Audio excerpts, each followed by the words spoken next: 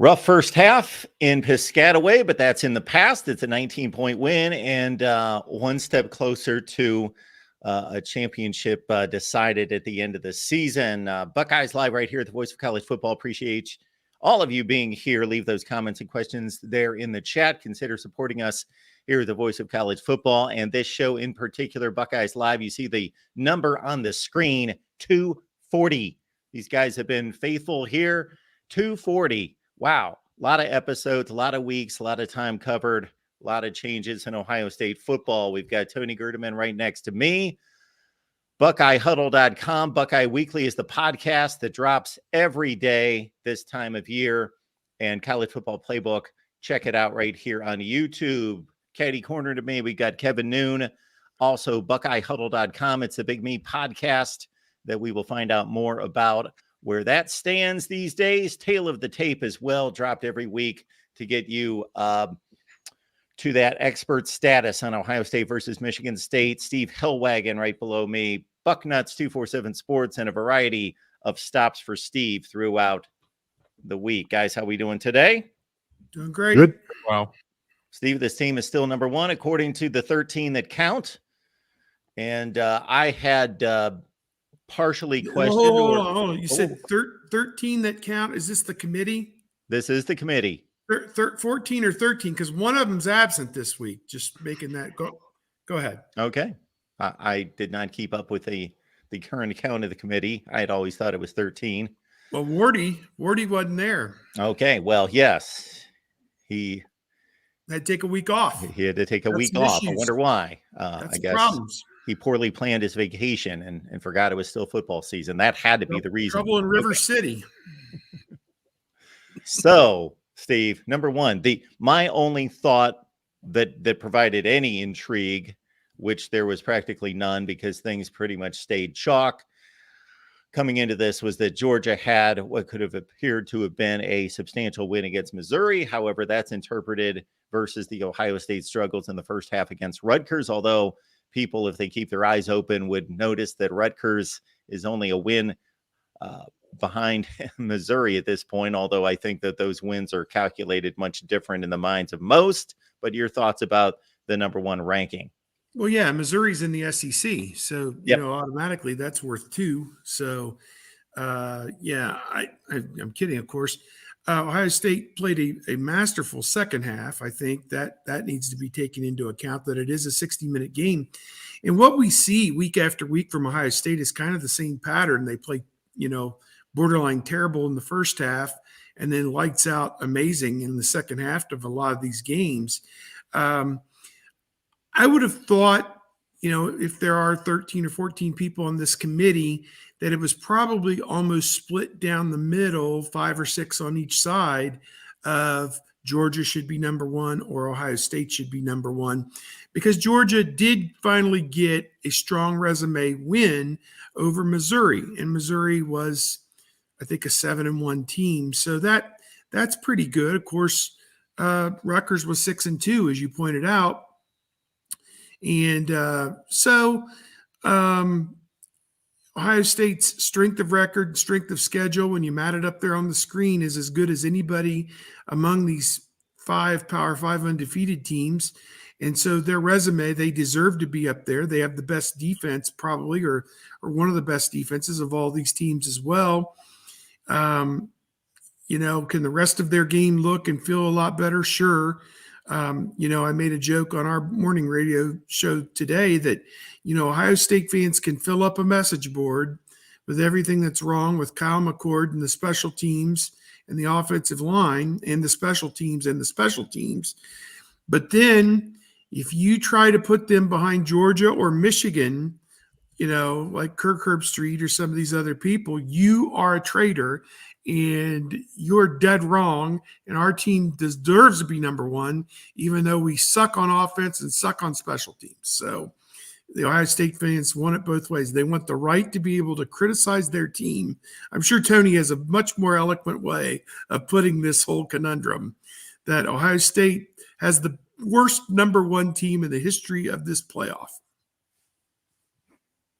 That's your setup. It's like, I guess you get to go, Tony. I'll bat third here. Yeah, no, it's one of those things where only we get to talk bad about our family. And if a stranger is doing it, then, all bets are off and we're going to scrap about it. But in terms of Ohio State being ranked over Georgia, I mean, Ohio State has a better win in the rankings eyes with Penn State than the Missouri win for Georgia. Missouri drops down to 14 now. Missouri's best win, they don't have a win over a currently ranked opponent. I don't know. I think maybe Kansas State actually has now 25. snuck in there at number They snuck in 25, so they've Kansas got that State. one in. So that helps. That makes Missouri look better, but you still have Notre Dame in there at 20, so that boosts Ohio State. I would expect a win over Ole Miss this week for Georgia to kind of finally move Georgia ahead of Ohio State. But if it doesn't and Ohio State looks good, then you can start using the eye test for Ohio State. And listening to the Boo Corrigan last night on the teleconference, he kept reiterating a couple of times different questions that Treyeveon Henderson's presence is one of the things that keeps Ohio State up there, along with obviously their wins.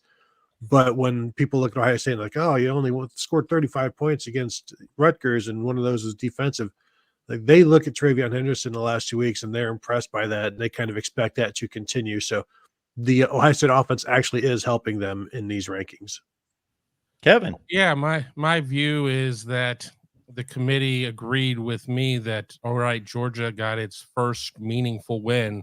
Ohio State has two meaningful wins, and I wasn't on the call, but Tony relayed on our live show, our live reaction show, that the committee looked well upon the win at Rutgers. That Rutgers has a top 20 defense, et cetera, et cetera, et cetera. I agree with Tony that if Georgia goes out and takes care of business against Ole Miss, that there really is a likelihood that we could see 1 and 2 flip-flop at that point, because nobody is going to look at a game against Michigan State and say, wow, that's a meaningful win. Now, if Ohio State comes out and beats Michigan State by 8 touchdowns, maybe there's some differences of finally Ohio State is starting to flex its muscles, but I wasn't very surprised that Ohio State remained 1, just for the sheer fact that Georgia's schedule to date has been pretty poor. Their travel has been non-existent, and it's a team that you still have to kind of try and figure out. I mean, I'm hearing that Brock Bowers, the talented tight end, I guess he's questionable now at this point for this game. That may not be out as long as expected, but Georgia certainly kind of farted around with Missouri in its game and didn't necessarily drop the hammer immediately there, which has kind of been Georgia's MO. It has been a second half team as well. Is it going to matter that Ohio State stays number 1? It looks pretty, but is this cushioning them against dropping out if they lose to Michigan? Do you believe the computers, the FPI computers or whatever that are on the show, saying that as it stands now, Ohio State has a 77% chance or something like that of making the playoff, almost 30 points higher than Michigan and everything else? I mean, again, what the computers say versus what the people in that room in Grapevine, Texas say are two different things, but Ohio State at least has, and maybe not an ace up its sleeve, but at least a 10 up its sleeve or something in case it does fall. Michigan doesn't have that luxury based on its schedule. And okay, congratulations, Michigan's going to get to play Penn State this week. We'll see how that game goes out. And Maryland has suddenly fallen off the table with its November swoon. So, Ohio State has a little bit more baked in right now, but I don't know, based on everything that's out there, based on what the Pac-12 has been this year. We all want to sit there and say, oh, well, the Big 12 is largely drawing dead. I'm not so sure about that.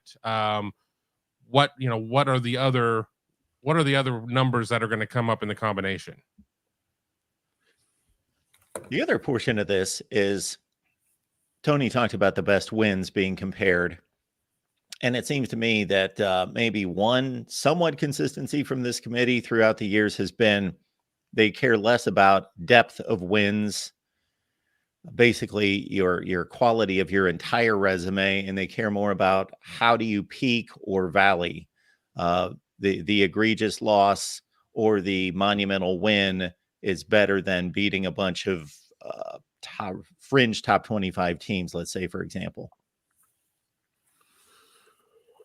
Because I guess they're trying to forecast, who's going to show up in the playoff and who's not. I mean, like Liberty hasn't played they're what 9-0 and haven't played a single Power 5 opponent, so they're not sniffing the rankings right now. You can look at the bottom of the top 25 to see.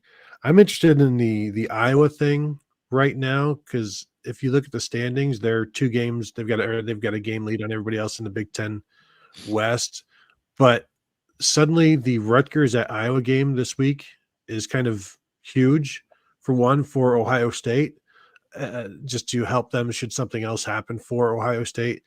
But also, if Iowa loses that game, then the Big Ten West is completely up for grabs. It's already kind of up for grabs in terms of, at least if Nebraska wins out, they win it.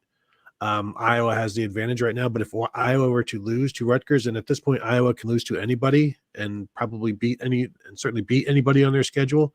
They could lose so to I'll be yes, but then they'd return a punt at the end and win the game. So just some of these interesting games down the leaderboard will have an impact. But as long as, I think the original question was, is this some posturing for Ohio State should they lose? I mean, we already know that they can get in with the loss to Michigan, but it also depends on what else happens around the country. And I'm not sure that I see a loss for Georgia anywhere. Would Alabama be in a situation like Ohio State was last year? Although Alabama at this point can't have one loss or else they're SEC champs. And then if Georgia loses in the SEC championship game to Alabama, does that mean, is the committee going to fault them for that? That's a quality loss that you're talking about as well, Mark. So I think there's still so much to be sorted out. I think we're about a week away from looking at how the rest of the teams will peel off. Like if Ohio State were to lose this week to Michigan State and they drop to like 9 or whatever, then you start like looking ahead, like, okay, what needs to happen for Ole Miss to be peeled off, or what needs to happen for Texas to be peeled off, and you really start focusing on that. Right now, you're just looking at win and you're in, and it comes down to a 1-game season for Ohio State. And then, as we saw last year, it doesn't necessarily mean that's the end.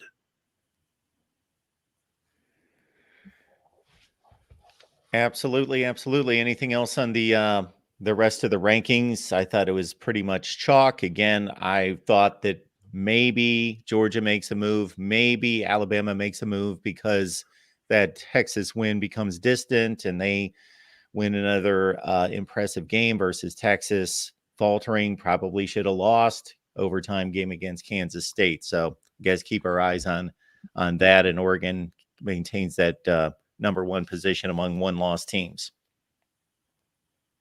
Yeah, I was wondering if Alabama would jump Texas as well, but the committee still likes that Texas win. And so somebody who covers Alabama called into the teleconferences and was like, how do you justify keeping Alabama at 8 when they've got the win over whoever it was last week, or LSU? And it's like, well, they still lost to Texas in Tuscaloosa, so that's still a big game. We're not ready to ignore that win just yet. It'll take a bigger loss than just Oklahoma for Texas to move behind Alabama at this point, I think. Sir, how dare you? I demand satisfaction. Yes. Isn't the proof of justification needed on the other side, I would think. Mm-hmm. All right, folks, appreciate you being here. I don't give a damn. We appreciate you all being here at the Voice of College Football. We do this typically Wednesdays at 11 a.m. Eastern time. Please subscribe. The reason that's important is you can hit that bell for the notifications to know when we go live, to keep track of our weekly schedule. We've got Yakov chiming in. Appreciate you, Yakov. Treyeveon, a combo of Robert Smith and Roger Craig. I've yet to see the high steps going into the end zone, but okay. He does kind of have, he has been showing kind of a long stride recently, like Robert Smith. Roger Craig was the first running back in NFL history to rush for 1,000 and receive for 1,000. And the way Ohio State is using Treyeveon right now in the passing game, maybe younger people would say Marshall Faulk in terms of the run pass ratio there, but Roger Craig was fantastic. If he can start running like Roger Craig, although he has been breaking some tackles. Let's give him some credit for that. But the high knees, I don't know if I've ever seen that from anybody but Roger Craig. Treyeveon has lowered the boom on a couple guys. When he gets to that second level and sees a safety or a DB, he can run over. He's not backing away from that. So that's something that we haven't seen. Maybe that punishing could be that aspect in terms of Roger Craig. That Treyeveon. I was a big Roger Craig fan back in the day, and he was dynamite, no doubt. And of course, Robert. He had really good NFL career, 2 years at Ohio State. So, I can remember the matchup they played Georgia. It was him against Garrison Hurst, I think, for Georgia, two of the fastest running backs, at that time, in football. And that was on display that day. So Treyeveon Henderson, I don't know what kind of switch he's flipped. Maybe it's the he's finally healthy. That would be the most obvious answer to this question, but I'm just not seeing a guy that's reverted back to 2021. I'm seeing a guy like Steve just mentioned that's becoming a physical running back. I have been stunned the last few weeks, and specifically against Rutgers, where that shoulder's going down. There have been plays where he's headed toward the sideline. Like there's 3 defensive players there. He's not getting any more yardage, but he is not content just to run out of bounds. That shoulder's going down and he's driving somebody back a couple. I don't know where this came from. Where has this been all of my life? He's fun to watch right now because, even on his own 20-yard line, he is a threat with a crease to take it the distance at any moment. And that play on third down where he came out of the backfield and caught the pass, and you're thinking, okay, he's going to get the corner on these guys and get the stick. Well, not only did he get the corner and get to the first down marker, he turned the corner. And, they took bad angles, trying to keep him from getting the first down. They took the wrong angle, and he was off to the races. I mean, he changed lanes a couple times and, showing decent vision and then put away speed, and they eventually got him, down about the 15-yard line. But talk about a play that just kind of flips the entire game. I mean, it's anybody's game at that point, and that play kind of flipped it, in Ohio State's stead at that point. So those kind of game-changing, game-breaking plays, that's what was advertised with Treyeveon Henderson. We saw it some as a freshman, not so much, as often last year because he was beat up, and now feels like he's, as close to 100% as he's going to get. I took a question on my chat last night, and the guy's like, he's going so good. Do we really need him against Michigan State and Minnesota? Could we put him in bubble wrap and, get him 5-10 carries and hand him a ball cap and a clipboard and say, go, coach him up. And here's Evan Pryor, who hasn't hardly played it all year. Maybe he could eat up some of these late season carries, or, you got Chip Trey on him as well. You don't want to play Dallin Hayden until you have to. So there's a sentiment out there that just as this guy's getting in a groove, you'd shut him down and keep him healthy for Michigan. But I made the point where you still have to win these games too. And you can't set down Henderson, Agbuka, Stover, Burke, Ransom, Proctor, Eichenberg, and expect, the end product to be quite as dominant as it was with all those guys playing. So I think you're going to see as many of them as possible in the lineup this week. I've made the same suggestion, but I've said 10 or 12 carries. So Yeah. I'm in that boat too. There's no something reason to run him 25 times against these teams unless it's needed. And then one other note about the catch and run. He didn't catch a crossing route. He was flat-footed, squared up, catches the ball, and has to start from zero. Well, I mean, to the shut them down people or whatever, there's you build on what it is that you're playing in these games, and you only get to play however many games, 40 games, 50 games, 30 games, depending on when your number is finally called. And nobody's going to be none too happy about being told we're going to ride you we're going to have you sit on the bench for a couple of games so we could have you at XYZ time. I think that, it's one of these situations of people looking at Michigan State. I'm behind on writing tail of the tape this week because I'm so unmotivated by this Michigan State team after watching the Nebraska game last night. You need to sit there and play these guys through. Oh, well, you can sit there and you can maybe play Kyle McCord for 2.5 quarters. Kyle McCord needs to play 4 quarters. Kyle McCord needs to get better.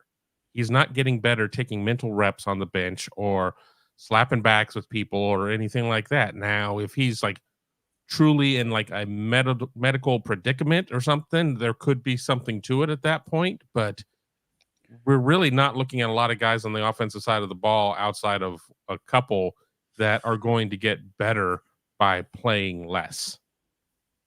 Yeah. I also think you're talking about Treyeveon Henderson, who may have 6 games left in his Ohio State career. So you're going to want to get as much out of those 6 as you can. However, I also don't think he needs to carry the ball 22 or 24 times like he has the past 2 weeks. I think you can do exactly what you did against Indiana, Western Kentucky, and Notre Dame, 12, 13, 14 carries, something like that. And you give Chip Trayanum an entire series or 2 and Evan Pryor a series or 2, or however you want to do it. Or you throw the ball while he's in there if you want to get him some action. But I don't think you need 22, 24 carries for him. However, the threat of injury is there on the first carry, just like it is on the 23rd. So I could see people getting upset if he gets injured on the 6th carry. Like, what's he even doing out there? You can't shut him down. He's in a groove right now, as Steve said. You want to ride that groove, and in order to do that, you can't just stop running and then expect to get back on the groove in 3 games. Well, we're speaking about potential injuries. Let's stay on that path. What are the injury updates of all sorts of guys? Cade Stover, Emeka Egbuka. I guess Tony will stay with you. Yeah, I'm not necessarily expecting. There's a lot to talk about. Cade Stover missed last week, could have played. I think they may try to play him this week just because they only have 2 tight ends without him. They've got G. Scott and they've got walk-on Patrick Gerd. They're not ready necessarily to play Jelani Thurman. So they were without him last week. It was okay. Maybe they'll go 1 more week without him. He's dealing with a wrist sort of thing, and so that might be another thing that they just continue to watch. Emeka Egbuka should be better than he was last week. He played a little bit, didn't play a lot. Kyle McCord's ankle getting better, but is still one of those things that I think could be tweaked at any point given a bad tackle or stepping on somebody. Defensively, I think is where the real concerns are. Denzel Burke should practice this week, and they'll see where he is. Lathan Ransom doesn't sound like he will be practicing, and they're going to take a look at him. They'll know more later in the week, as Ryan Day said, so I'm not expecting Ransom to play this week. Josh Proctor should be able to play. We talked to him after the game. Generally, if you talk to somebody after the game, they're good to go. He didn't seem like he was dealing with any concussion issues or anything like that. He was laughing, having a good time, talking about the interception return and things like that. Tommy Eichenberg played last year with 2 broken thumbs, and that was mentioned to Jim Knowles on Tuesday. And Knowles, his response was, "Yeah, but you can't play without an elbow." And then it seemed like he caught himself like giving too much information on what is actually going on with Tommy. He's like, or an arm, but then I think he said something to the fact of Tommy would play with no arm, but it's up to, we can't let him do that sort of thing. So we'll see what's going on there. He left the game late. I saw him leave with a towel over his arm, then saw him come back out of the tunnel as I was going up the tunnel, with 2 minutes to go in the game or so. And he, I think he had some ice or something, but the fact that he came back out to the game, didn't play in the game, but came back out to the sideline, maybe things aren't too bad there, but that'll be another thing where they take a look. I wouldn't be shocked if he misses this week just because. Yeah, I think you nailed the head on all of the injuries, and it is a common sense type thing that if they can get by, they've shown if they feel they can get by an opponent without a particular guy, sometimes that's the best course of action. So Ransom, I do agree, sounds like a multi-week thing, and perhaps maybe he would play against Michigan if at all possible. The rest of them, I think it's just kind of day to day and week to week, and if it works out, it works out. If not, the next guy comes up. And we saw in the secondary that, when Proctor left, they had to play Malik Hartford, and Kai Stokes also got in there. So two guys that haven't played a whole lot got an opportunity. So, it's just been the next man up mentality. And so far it hasn't, the inconsistency on offense, the terrible special teams, and the injuries haven't found an opponent yet that can take advantage of them. But as I said yesterday on our podcast, there might be one coming up in about 17 days that could possibly take advantage of all that. Looking past PJ Fleck, my goodness. All right, David, we appreciate your super chat. We'll get to yours in just a minute. We're going to jump ahead to this one. Ryan Dawes, this might be a good self-starter for you, Kevin, on your tail of the tape, analyzing that Michigan State offense against Nebraska. I know that there was an impressive touchdown catch in the end zone on a diving catch, but a lot of serviceable players and a top 200 to 250 recruit at quarterback who's finally starting. What does the Buckeyes defense need to worry about with this Spartans team? Apathy. I mean, they're terrible. They're awful. They've kind of bounced around in terms of the quarterbacks that they're playing. Noah Kim got the first chance, and Noah Way, that just didn't work out. Caden Hauser's played a lot. I mean, they're making some decisions on what they want to do about Sam Levitt. Nobody is really lighting the world on fire. Levitt is like a 65% passer, but he's only had 23 attempts. So you look at Hauser, who his 59 completion percentage is a little better than Noah Kim's 57%.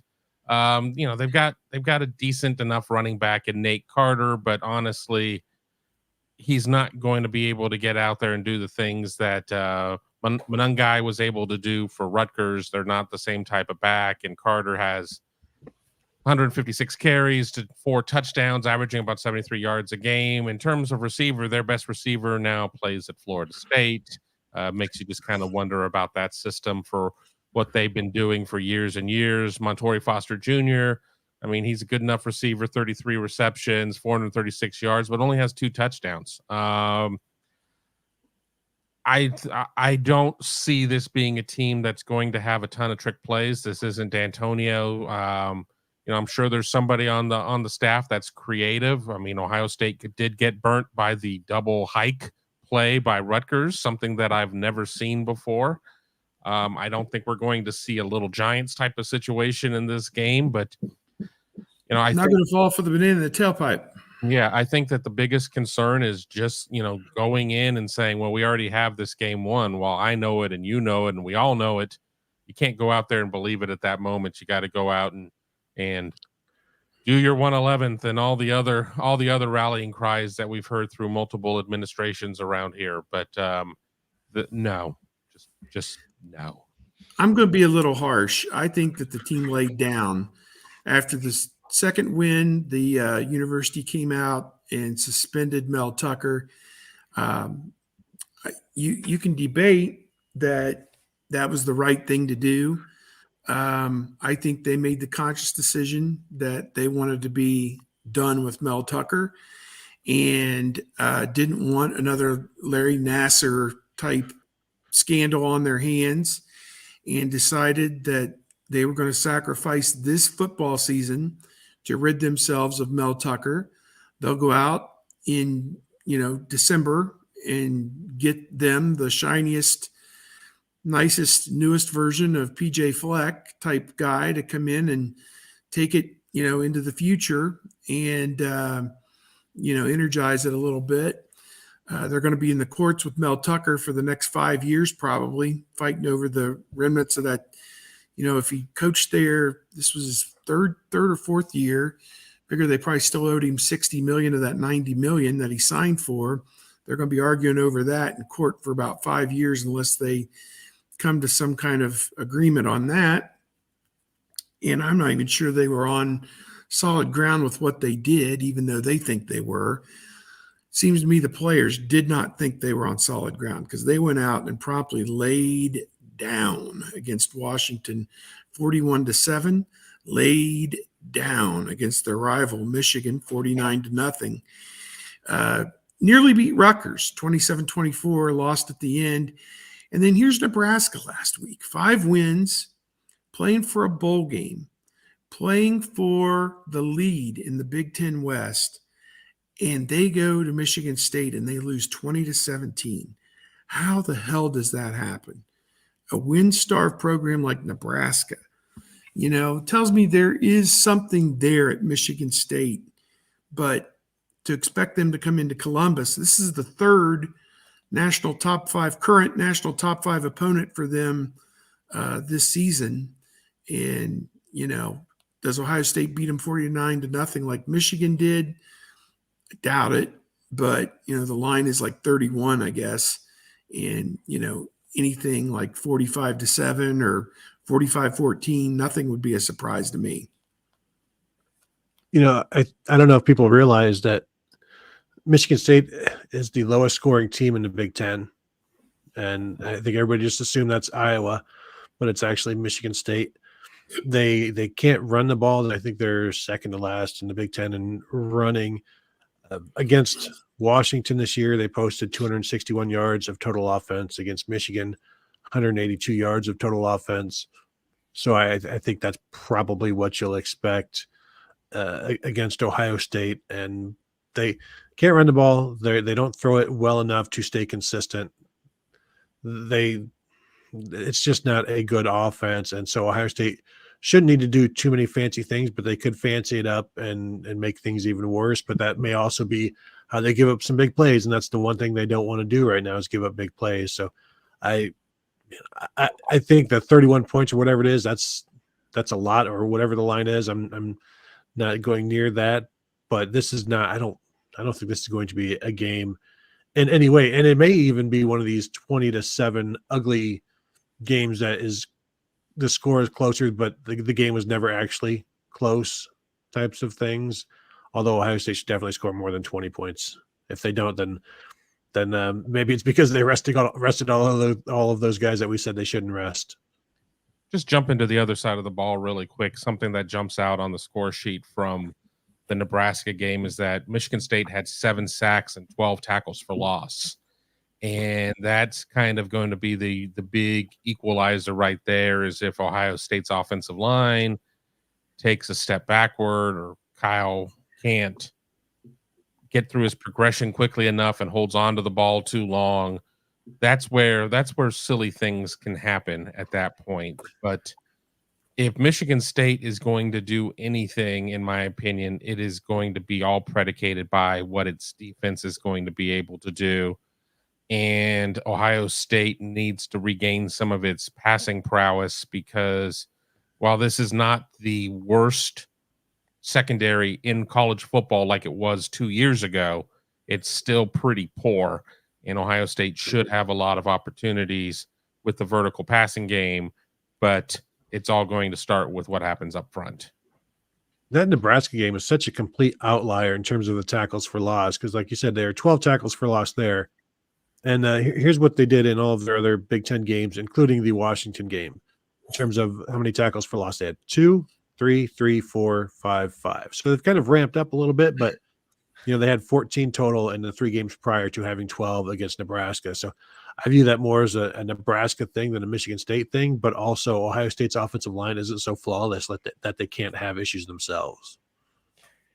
I didn't watch that game. I try to be kind to myself, so I didn't watch that game, that Michigan State-Nebraska game, but I did flip by it a few times and catch a play here and a play there, and I did see this. I think it was Foster that made the great catch in the end zone, so I'm going to asterisk that and give him a gold star for Michigan State making one highlight play on offense. But, Heinrich Harburg's a guy that doesn't know what he's doing back there, and he's a mobile guy and runner, so you would think, well, they wouldn't get tackles for loss and sacks, but he holds the ball so long. In Nebraska, 28 pass attempts, and that's only because they were down 10 points in the fourth quarter. Before that, they were running it left and right. So those tackles for losses and sacks are even magnified by the style of play they were up against to a certain extent. But Well, even the sacks, 7 sacks. And in those same games I mentioned, Washington and the rest of their Big Ten games, they had a total of 8 sacks.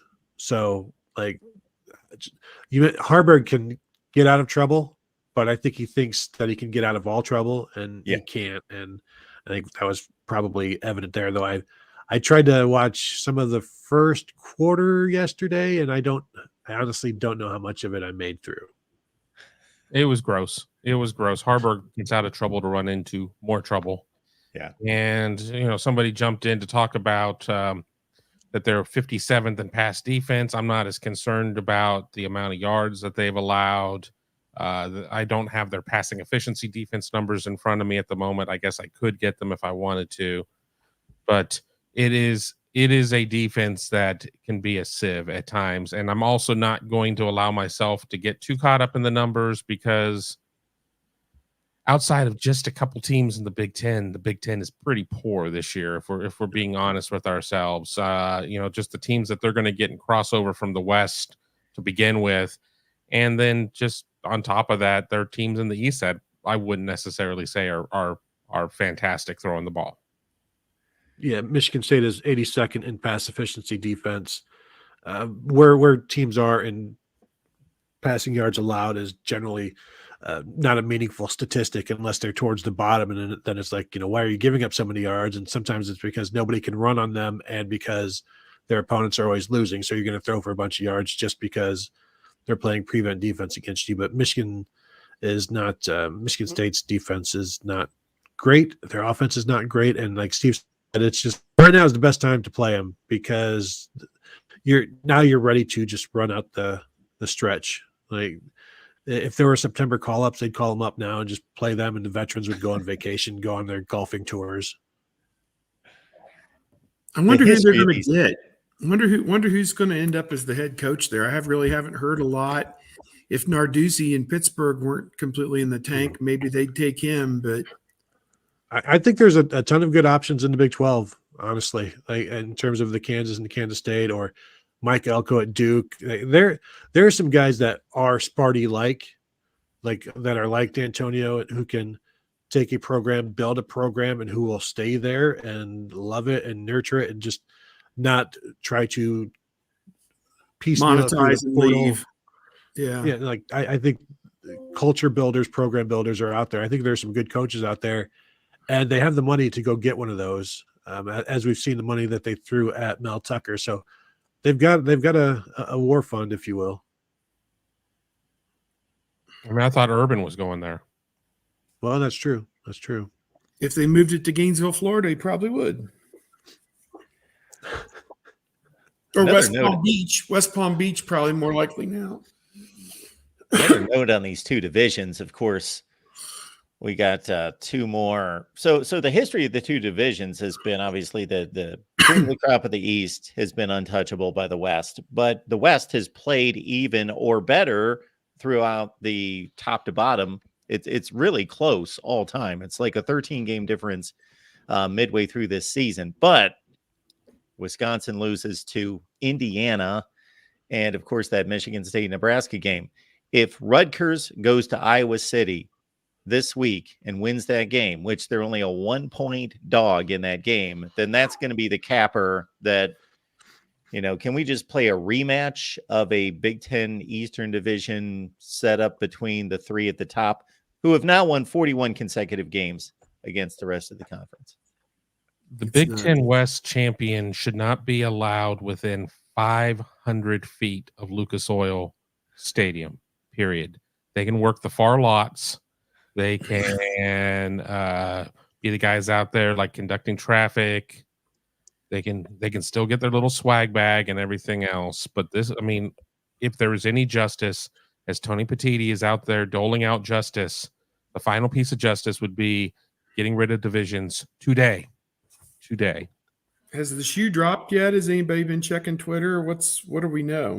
What we know right now is that Michigan has until the end of the day to get its thoughts back to the Big Ten. per Pete Thamel, who Michigan fans hate and think is in the bag and everything else, it's not like Petiti isn't necessarily going to drop a punishment tonight. So now we kind of get into the end of the week news cycle. Can he get something turned by Thursday? We're already at this point of where we're getting close to the game. I mean, if we get to Friday and they're about to get on a plane to go to State College, that would be a little awkward and everything else. So I think that if we don't see something on Thursday, does this drag until Monday?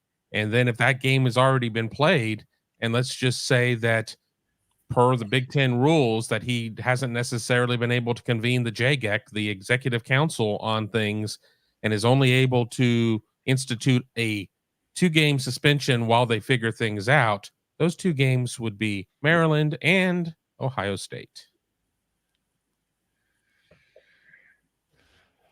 Yeah, we're sitting here on Wednesday morning.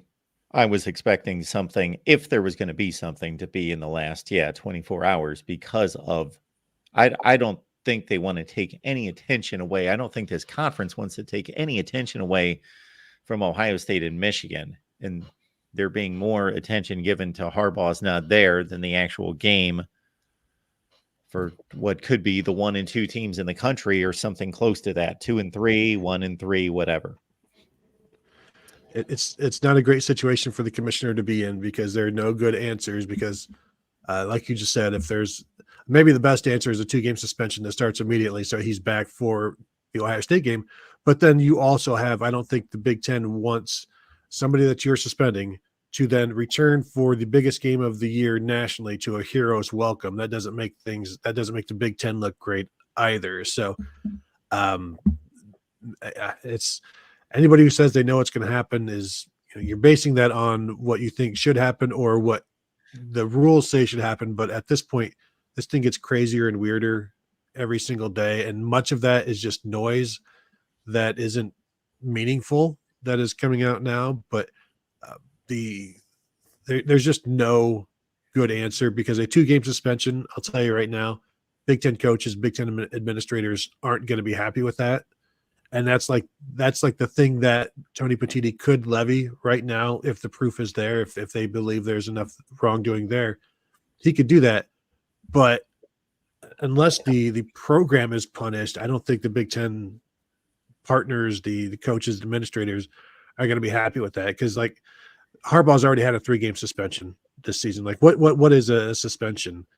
Urban Meyer had a 3-game suspension in 2018. They were fine without him. Like I think some people want actual punishment for the program and not just the head coach who at this point, there's no proof that he did anything wrong. So can you even punish him if there is no proof of that? And that's all lawyer talk and not knowing exactly what kind of information they have and things like that. So that's why we speculate on the internet.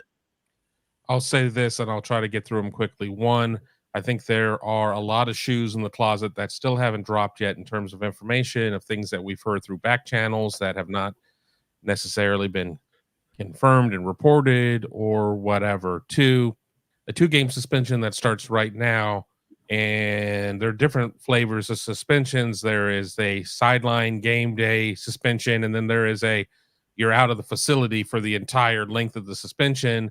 Let's say it's that latter. So you're going to give him 2 weeks to sit at home, potentially with coordinators who could get suspended. We don't know. Game planning for Ohio State. So that seems fantastic right there in terms of, if you're looking at it through an Ohio State lens. And 3, I think the thing is that I think the reason why you might see a little bit of a delay is so they can get the JGEC together and kind of discuss these things and have everything there, because I don't think they've had a preemptive JGEC meeting saying, okay, we're just going to meet now before we get Michigan's response. And when we get it, we're going to be like, that's nice, nerd, and just do what we want to do at that point. I think that there still has to be a process. I think you have to show as much transparency and that you have gone through all of the steps, no matter how redundant and inane they may be in terms of the process. You can have the smoking gun, but you still need to go through and do ballistics and everything else. So I would not be surprised if Harbaugh is on the sidelines for Penn State, and I would not be surprised if Harbaugh is not on the sidelines for Ohio State. So to go along with what Kevin was saying about there being a probable difference between what's been released, what we know versus what they know and are looking at and reviewing, this is one reason why I'm somewhat understanding of what this 2-game suspension and doing it before the Ohio State game. But I could be talked off of that because I don't pretend to have command of all of this, and my thoughts being completely straight on what's truth and what's not, and what is justice here. But if all we know is that Connor Stallions ran amok, did all this, and it's still hanging in the balance as to Jim Harbaugh's connection or knowledge thereof, but lack of institutional control, and they're getting ahead of some level of discipline before all the results are in, when all justice can be wielded in the off season, that at least a 2-game suspension is something to get started on in the here and now, knowing that there have been these infractions. We know that. Let's act on that to start. Does anybody feel any better about the 3-game suspension that he got before the season? Harbaugh's camp and the NC2A were going to work on an agreement for something, and it was 4, and then they said, no, we're not going to do that. So they instituted 3 themselves. It's like, oh, well, I will go to bed without dinner tonight, knowing that you really hate liver and onions. And, you're like, I'm getting away with something here. Nobody not named Michigan, and Michigan fans aren't going to be happy with it because they're still maintaining they didn't do anything wrong in the first place, and that everybody does it and throw in all sorts of crap in the water to try and make it less clear. But nobody's going to be happy with a 2-game suspension, and then whatever happens out of that, and then nothing's getting settled in the off season in terms of the NC2A. Maybe the off season 2026 is the way that the glacial pace that organization operates. None of the people that are involved are going to be there at that point. I mean, that's just the MO there. I mean, even a rush job in the NC2A is about 2 years. So, I mean, the Big Ten is going to have to take care of this business, and any hope for the NC2A coming in later and further ruling and adjudicating it, I mean, I think is just noise. I agree. The suspension means nothing. They've cheated to win the Big Ten championship. They need to be ruled ineligible from the Big Ten championship. That's the aggrieved party here. Everyone's like, oh, I feel bad for the students and the coaches and everybody at Michigan who wasn't culpable. And the issue is, how about the players and the coaches' family of the 7, 8, 10, 15 other teams who they cheated out of wins? And those people lost their jobs or their scholarships or got injured or had their draft status weakened or didn't get to go to a major bowl game or whatever, because Michigan, gamed this system and, made adjustments right before the snap on 15 or 20 pivotal plays that changed the outcome of the game. I mean, I don't know. How about the innocent players and coaches on those teams? Don't they deserve justice for this? I mean, that's kind of my feeling. I think anything short of ruling them ineligible for the Big Ten championship this year is useless. This is the year that they used to cheat it to get it done, and this is the year they shouldn't win it. Well stated. I can't get around the only purpose in cheating is to gain the needed necessary advantage to change the result. That's the only reason you cheat, regardless of how anyone claims how minuscule it is. Then why do it? You only do it because you want to change a result. And then number 2, if it didn't change a result or wasn't necessary or needed, then how ridiculously stupid are you to then cheat if you didn't deem it necessary? That's and if even it wasn't more idiotic. And if it wasn't working, you wouldn't waste your resources on it because you only have a finite amount of time. And we know these coaches are very just controlling with the amount of time that is spent on whatever. Like if you're wasting your time looking at signals, then they're going to pull you off of that, and you're going to be doing something else. You're going to be making copies. You're going to be cutting up film. You're going to be doing something that gets the job done. Everybody is doing something that gets the job done. Clearly, he was doing something that was getting the job done, and I still, to me, when Counter Stallions is there, standing next to the coordinators, telling them something, and then the coordinators immediately repeat something or tell the players something. Like, I saw the AP article still calling him a low-level staffer. You got to stop that. Low-level staffers aren't on the sidelines talking to the coordinators right before the play. Low-level staffers aren't giving answers to the head coach during a game on the sideline. Those aren't low-level staffers. Those are high-level staffers, regardless of how much you're paying them. Yeah, it's really interesting to see the divide that has happened in terms of even how the media is reporting this. You certainly have your people who are embedded on the Ohio State side. That is their beat. You certainly have your people who are embedded on the Michigan side. That is their beat. And then you have the national types, and there's even a big division there. I mean, you have one story that comes out. It's like, well, we spoke to one coach, and then on the other side, you have the Athletic who comes out and says we spoke to 50 coaches, and they said this is a very big deal. You had Lane Kiffin come out yesterday and say that this is a very big deal. Yet then they'll still come out and say, oh, well, what they're being accused of would only have a minimal impact. Well, I think that that's been debunked, but it doesn't matter because there are marching orders being given from the other camp saying, no, it's not. And people are just eating that up with a giant spoon right now. And I don't know. I don't know. I certainly have had to look at some people differently for the blind way that they have accepted information without cooperation. Just one last point from me on this would be, do we have any reasonable confirmation of any of these accusations pointed at the other direction? Ohio State first on the list, but Big Ten members colluding together, spreadsheets, sharing of signs, and which I did a search of bylaws, not that I did an exhaustive search, but I was trying to find, okay, this could be deemed unethical, but is that against the rules? I don't believe it is. I don't know. I didn't see any evidence of that, but and any confirmation of everything that's been thrown back at the rest of the Big Ten over their hypocrisy and nefarious acts themselves. I think one of the key things in some of these stories that are written is at some point in that story, you'll see the words, what Michigan is accusing these schools of is not illegal or wrongdoing.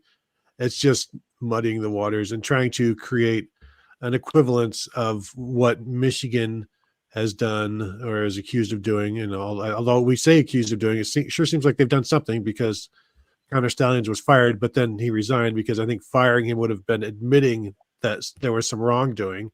So if he just resigned, it's like, well, this is just a guy who clearly had no longer wanted to work for Michigan and just, wanted to fix vacuums for the rest of his life.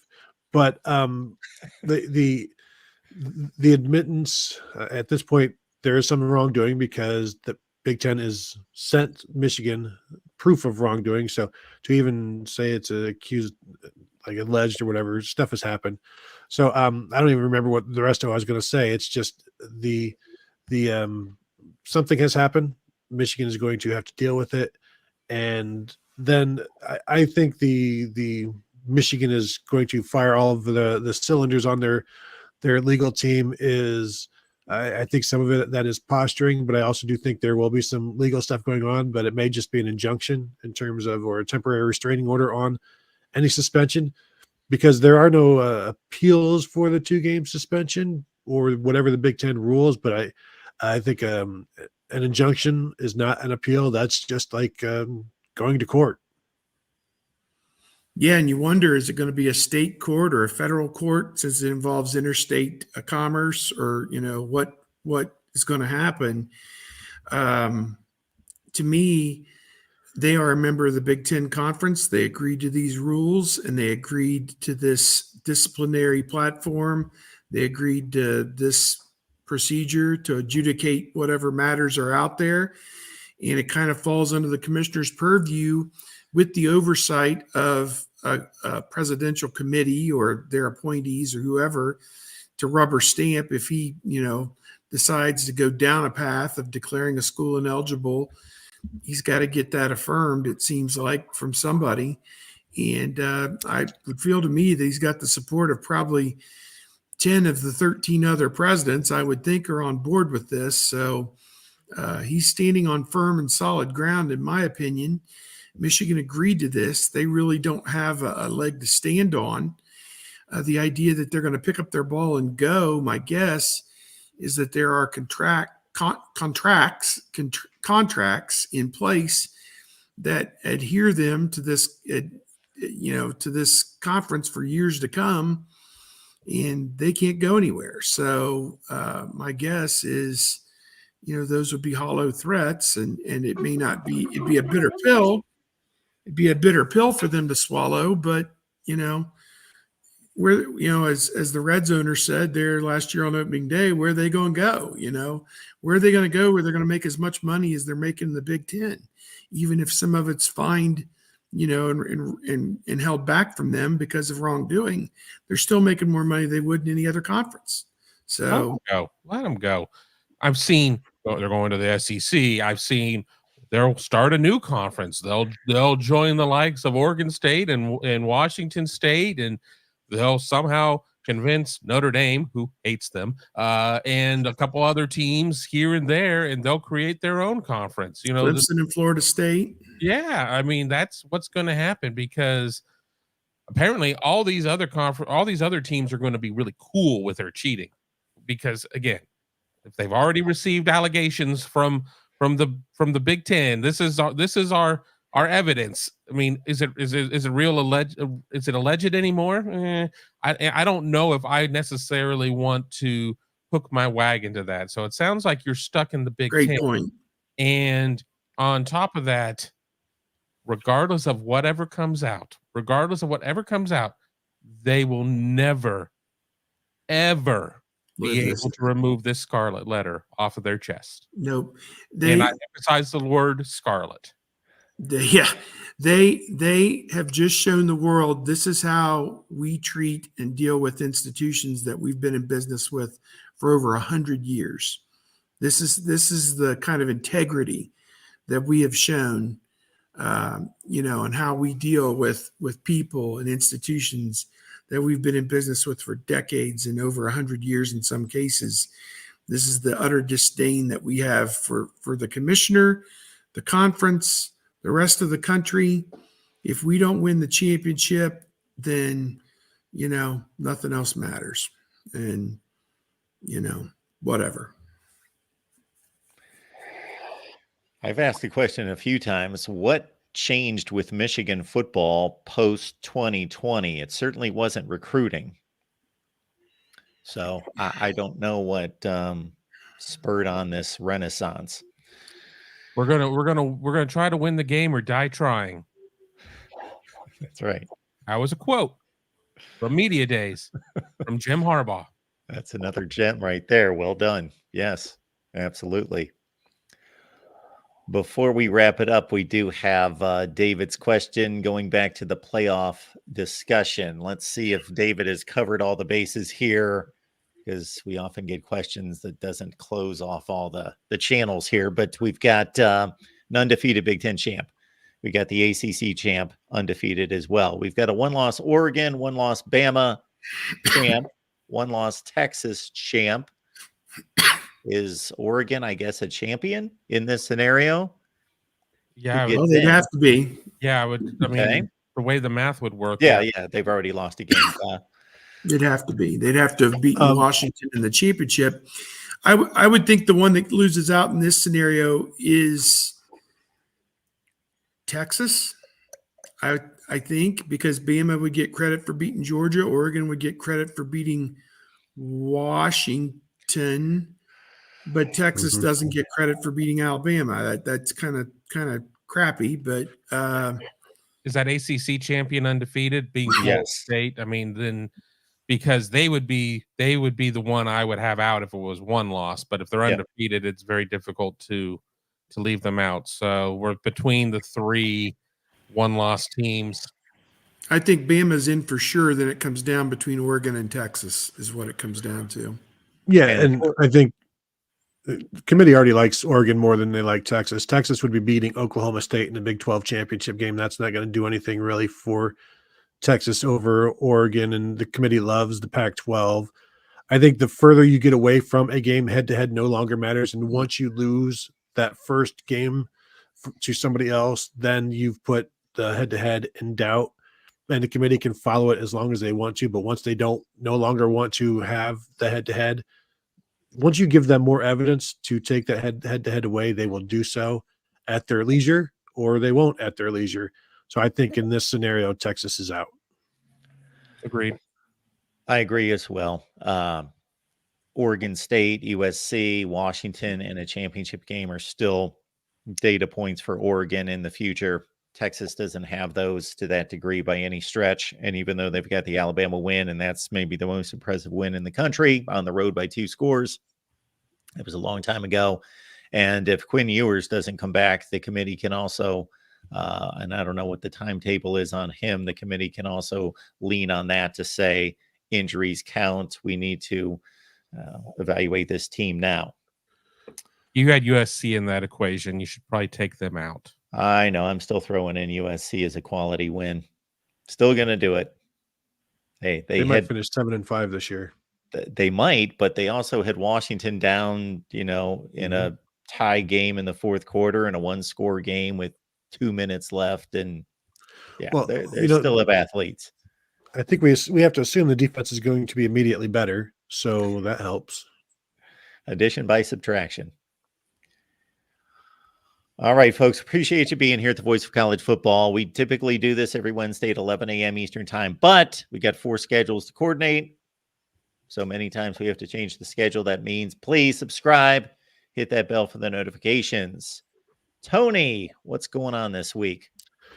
You can find me at BuckeyeHuddle.com. Buckeye Weekly is the podcast. We've dropped some this morning. We dropped our live show from last night talking about the College Football Playoff Committee and Ohio State being number 1.